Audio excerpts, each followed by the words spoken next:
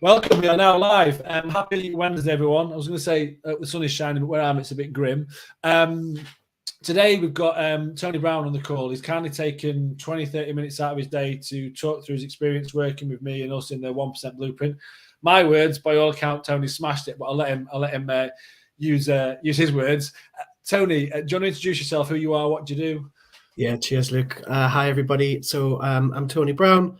I'm currently head of compliance and MLRO at IFX Payments, which basically means I'm responsible for all things anti-financial crime and regulatory compliance for a UK payments company. Nice. So pretty busy job, right? Busy enough. Busy enough, yeah. Yeah, and the other complexity being that I actually live. I'm based in Northern Ireland, but I work out of London, so I do a lot of commuting as well, Luke. But we'll get onto that, Yeah, I'm sure. For sure. Well, and so today what we're going to talk about is Tony's experience from working with me in the 1% and the 1% Blueprint program. I think a good place to jump off and start is if we kind of rewind a bit over 3 months ago now. I think you might have seen a post or something of mine, and you saw some bits of mine on LinkedIn, but then you sort of reached out and we had a conversation. What was going off a few months back to motivate you to want to have a chat with someone like me? Yeah, totally, Luke. So funny enough, one of the reasons why I was so keen to do this chat was the way I found the program was very much, as you say, I was just on LinkedIn scrolling through, and it was somebody else who'd just come out of the program had said, this was me, this is what I was going. It just hit home. Everything that I read was basically me. So I suppose my personal story, well, it was, put it this way, I didn't do very well coming through lockdown.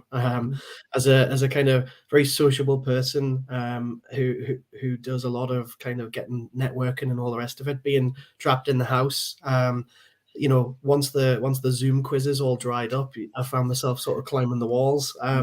What else do? You get a bit of nice weather, you sit in the garden, have a few beers. Then when you realize that you've been doing that for the best part of a year, I came out of lockdown absolutely knackered. Basically hungover from about 6 months worth of boozing in the house, overweight, just generally in a really bad place, which was bonkers because going into lockdown, I was thinking, do you know what? I'm going to read loads. I'm going to go out walking, running every day. I'm going to come out of this amazing. So yeah. I was just feeling as flat as I'd ever felt. And around about that time, I spotted the posts from one of the kind of guys from the course. And I just thought, you know what? I need to make a change here. Otherwise, this is just going to continue to go on and on and on, Yeah, I think that was something when we spoke. I remember you saying it's like you'd sort of recognize these patterns of behavior, and some of them a bit, negative, or you can end up feeling like you're stuck in a rut and you can't really see the wood for the trees. You're aware that you're doing stuff and it's not serving you, but also it's like, and also maybe slightly aware that it's not rocket science to change it, but I just can't get going. I think we talked about it. It's a phrase that you gave me, Tony, which I think I love and use all the time, and that's the driving down the car. So you say, because I think the quote. I now use that quote all the time. And nice it's you came out of it, and I love it. But I think it really encapsulates where you were at. But I think it'll resonate for a lot of people. So you know what I was going to say, right? So So the way I would describe it is being driving along a road and realizing that I've got a flat tire, and getting out and slashing the other 3 tires to try and deal with it.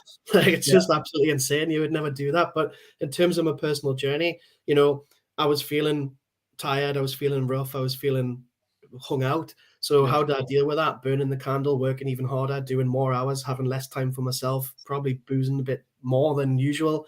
It's just crazy. You don't throw petrol on a fire to put it out. So I had been yo-yoing for some time though. Look, this is the thing. This isn't something that was specific to COVID and lockdown.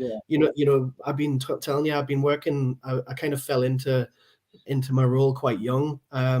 So, even in my mid-20s, late 20s, I was feeling like continuously yo-yoing, right? So getting up and down, and then going, right, I can't fit into this shirt anymore. I need to go to an XL, time to get to the gym. And I would just be like 150% flat out at the gym, only eating lettuce and drinking water, and the weight would drop off. And then I'd be like, oh, I've been good. So I can reward myself by a night out, and then just falling back into the go on. And I think where that comes from, and this is what we talked about, and that's what you said when we spoke, is that I want some consistency. I want it to be not have these peaks and troughs.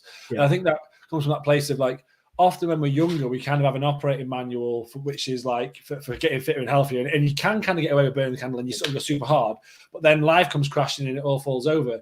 And what that speaks to for me is that, like, although you might fix it or lose some body weight, let's just use weight as an example, acutely, but that's at the detriment to everything else anyway. And so at some point it all comes crashing back and smacks you in the face, and then you're back to square one again, you get your knife out and slash your tires, and that cycle then repeats, right? And I think what you or the royal you or what one wants is a situation where you address some of those more fundamentals that's causing you to trip up, so then you're not in that situation again in X amount of time, right? 100%. And I think the thing that I was lacking is, I know we talk about discipline and self-control as being one and the same, but for me personally, I find those things to be quite different, because I'm in my line of work, I am disciplined. I work in sort of legal regulatory environments, so things are kind of routine, things are kind of have to be done and done a certain way, and I kind of know what I'm doing now. I've been doing it a long time.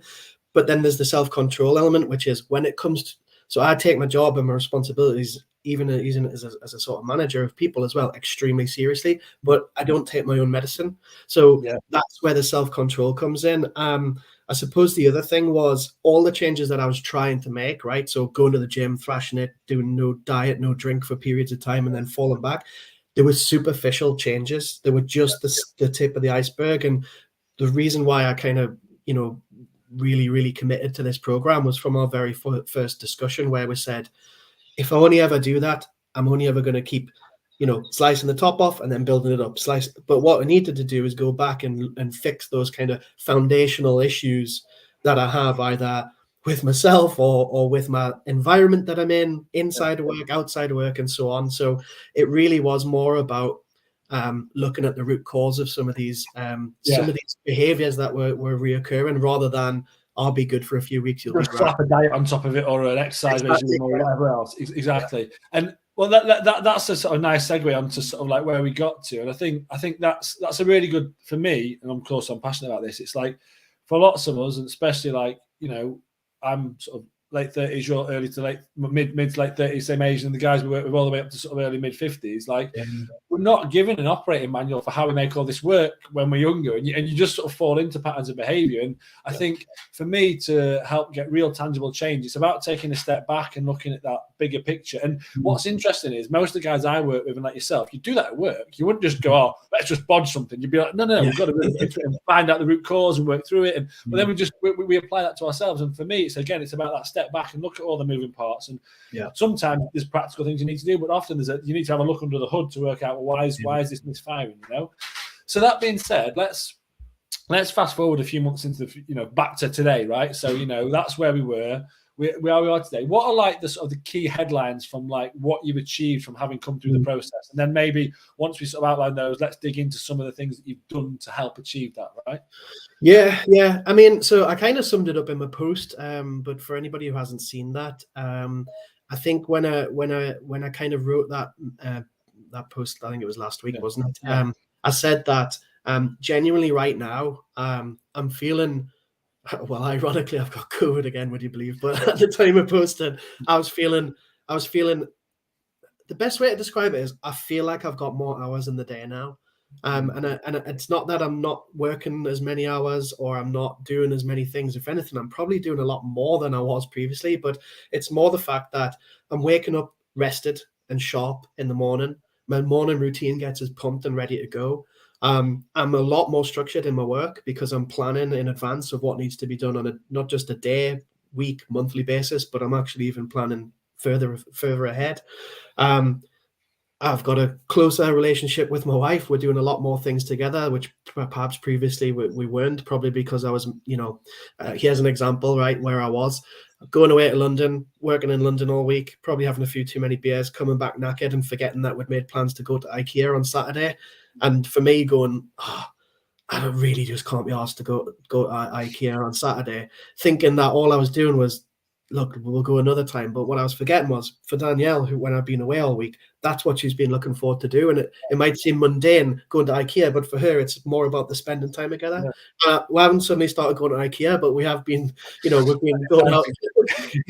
we've been going out on weekend mornings early up to the forest with the dog. She's even been coming to golf with us a bit, and she's trying to get into that. So, my social life. So I have always had this kind of FOMO, which has always meant that I've always felt like I have to be out, I have to be at everything. Now I'm kind of a lot more comfortable, not picking and choosing, that seems a bit harsh, but like prioritizing what's important to be at: birthdays, weddings, events, perhaps if I haven't seen someone for really ages, but not feeling like I need to be out every Thursday, every Friday. And then I suppose a byproduct of all of that is I'm fitting back into some of my large clothes instead of my extra large clothes. I'm fitter. I'm back to playing sports I haven't done for ages. I'm reading more. I could talk all day about the positives. I guess to kind of summarize, feeling like I've got a lot less pressure because I'm compartmentalizing things a lot better. I'm prioritizing things that are important to me and not necessarily what I perceive to be important to everybody. Setting boundaries both for yourself in a personal setting, work setting, and also for yourself. So you're not constantly compromising. Yeah. Or I think to some degree, when you're not feeling great, it's like life and everything's happening to you. You sort of say yes to everything, and you end up getting lost in that. Whereas, like from what I'm hearing here, Tony, it's like you're very much in the driving seat and you're pushing forward, and it's on your terms, not in a I do what the fuck I want thing, but just more you've got the reins, which I think is really important, because that's an empowered place to be. I think when we feel like a passenger in life and stuff's just happening, that doesn't feel great. And I suppose there's one thing that I probably haven't mentioned, which is sort of emotionally, I feel a lot stronger, if that makes sense. Things aren't annoying me. Like I'm quite a kind of typical person. It takes a lot to wind us up, but like little things, like if someone drives too close up my backside on the road, I'm like losing the plot. Whereas now I'm just like cruising along, singing these songs and just getting on with it. So I know that sounds like a silly comparison. No, it's really important. Yeah. For me, those little things are the most important things. It's like recognizing that actually, because in the reality is like if someone drives you outside, not like there's nothing you can do about it. So you can get mad and ruin your morning, or you can let. I'll be losing the plot and like, what's this idiot doing? And then brake checking them and stuff. Now I'm just like, So I think that shows that my headspace it has come. I think that's the most important thing that we discussed from day one, wasn't it? It's like I was very in tune with what we needed to do physically. I've played sports and gone to the gym on and off for years.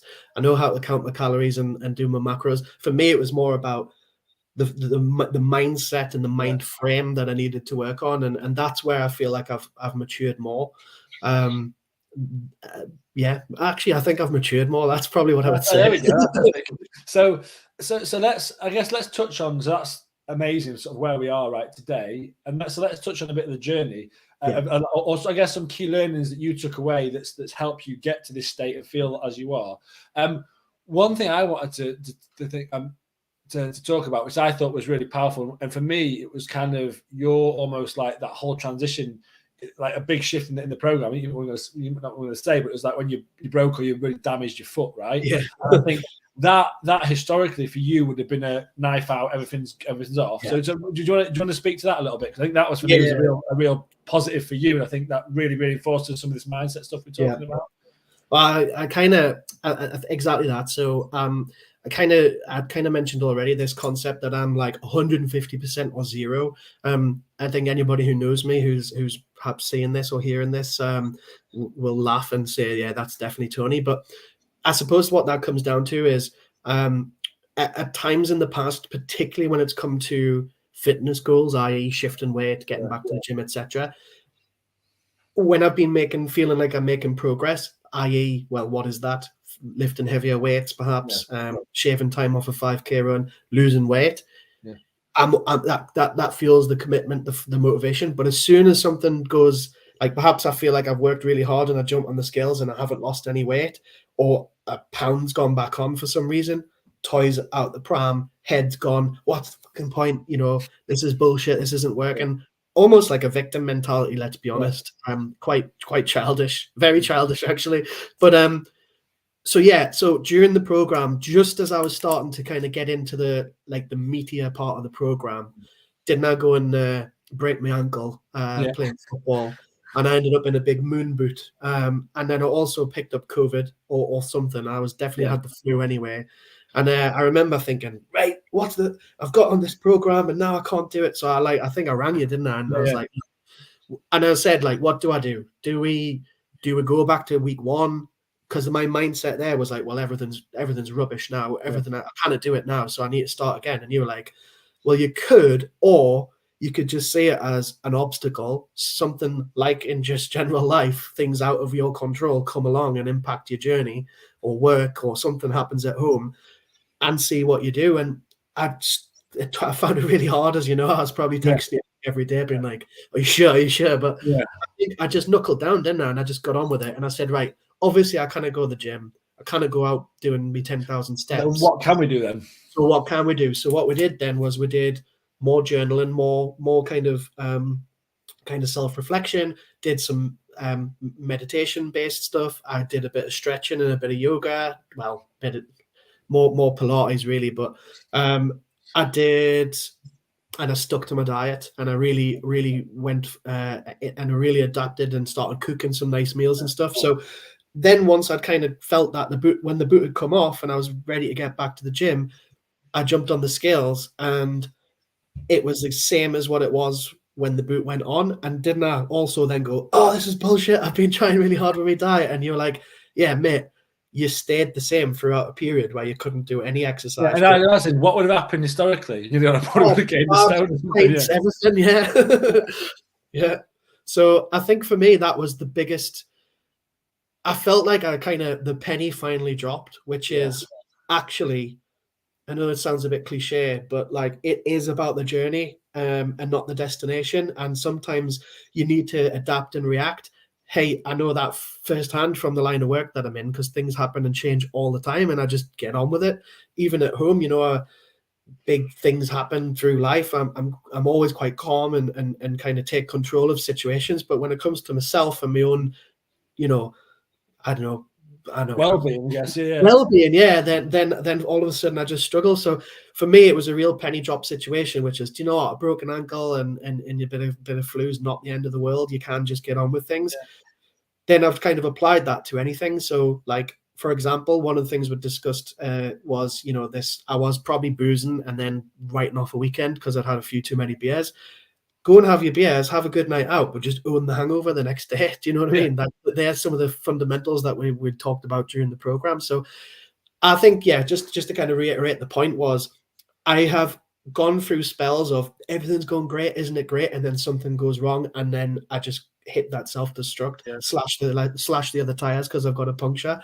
Now what I did is just kind of go, you know, actually, let's focus on what I can do rather than what I can't control. And then that's kind of where I kind of come up with that my big main sort of takeaway from this that I find myself saying to other people now is, in life, there's only two things that you can genuinely control: your thoughts and your actions. Exactly. Everything else is completely out of your control. So what I did in that scenario was collect my thoughts, not panic, continue, and put actions in place to maintain a best course scenario, a best case scenario. And then sure enough, as soon as the boot was off, we just went for it again, and suddenly it was back to the gym. So for me, that's the most powerful part of any self-development change, because things can go quite well for a bit, but then at some point, life will always happen. It always does happen, right? And we discussed this. I think I said to him, we spoke, I said, guaranteed, Tony, something will happen halfway through it. And everyone goes, yeah, right then. But then it does. And then that's the challenge, because some people say, like, what's the hard part of the program? I said that's the hard bit. It's the bit when you get that bit gets challenged, and you're like, oh shit. But actually, I said, because you said, what do we do? I said, we just crack on next week. And you're like, but you did. But then we talk about learning, you know, we talked about at the start of this, like, you know, understanding some of the things that are holding me back. That is exactly what that is. But then once you've done that and you go, not only did I challenge how I normally operate, I've got a new operating manual, and actually I felt pretty good, and showing that there's always something I can do. Well, that's good enough. And you see that works and the results are good. It's like, well, okay, breaking your ankle is really fucking frustrating. It's horrible. It's unpleasant. Yeah. Acknowledge those feelings. You know, it's not that that's not annoying, because it is, and that's cool. But then once you've done that, it's like, well, what are you going to do? Yeah. You can say fuck everything. That is one choice, but that is your choice. Or you can go, well, what have I got in my control? What can I do? X, Y, Z. You do that, and that's it. And that's all you can do. And it's like not layering that extra level of guilt or judgment on yourself. Like, you don't choose to have COVID like you just had for last week. And exactly. Before this call, you're like, well, actually, what I've done is taking it easy because that's what I needed to do. Well, that's exactly what you need to do then. Do you know what I mean? And there's nothing wrong. You're not choosing that. It's just, it is what it is. And that's it's such a more empowered place to operate from. Because then when you're put in situations like that in the future, I don't know what it'll be, but some things will happen again. You're like, well, now you know you've got another way you can handle it. And for me, that's the power of like long, sustainable change. People say, I want it to be sustainable. That's the sustainability. It's understanding how you tick and then being able to plot a course no matter what, right? Yeah, no, 100%. And I feel like, you know, we discussed this as well. The program isn't, oh, well done, you've finished the program, you've completed life, crack on. It's like, well done, you've addressed the foundations. Now what do you do after? The way I described it as well is, you know, when you're learning to drive, you know, you do your lessons, you do your theory, you do your exam. That's just to get you on the road. Now you can drive for the rest of your life. So I feel like the program is more about passing those little tests with myself, kind of learning the kind of foundations again, and the theory, the theory test. And then now it's about going and practicing on a daily basis and appreciating, you know, the ups and downs that come with it. I suppose one other thing, Luke, that I wanted to mention is something I've been kind of pondering myself, is using that kind of like broken ankle as a real example. So I bust my ankle. I went to the doctor. The doctor gave us a scan and said, wear this boot because my ankle was broken and needed protected. Well, your mind, your brain, you know, it needs support. It needs, a bit of care and attention as well. So like, I wouldn't go to the hospital with a broken ankle and then say, wear this boot, and go, nah, that's fine, and run out of the hospital and do a marathon. So like, but then we don't think of our kind of mindset and our mental health as the same sort of thing. No. Like, your brain is, it's like a muscle. It needs times to be working hard and times to relax. And I think certainly for myself and a lot of the guys, well, all the guys on the program, we do kind of prioritize probably work pressure, you know, high pressure environment. I do a lot of traveling, as I say, and, you know, you're actually not paying enough attention to things outside of work, outside of your profession, that ultimately add to being your best self. So like, as I say, physical health, mental health, diet, exercise is all one thing, but your relationship with the people close to you, your family, your wife, husband, whomever, you know, like, I was definitely prioritizing things that I felt were important, when in reality, work's still there. You've still got tomorrow. You've still got people that you work with to help you. And actually, all I was doing was just reducing the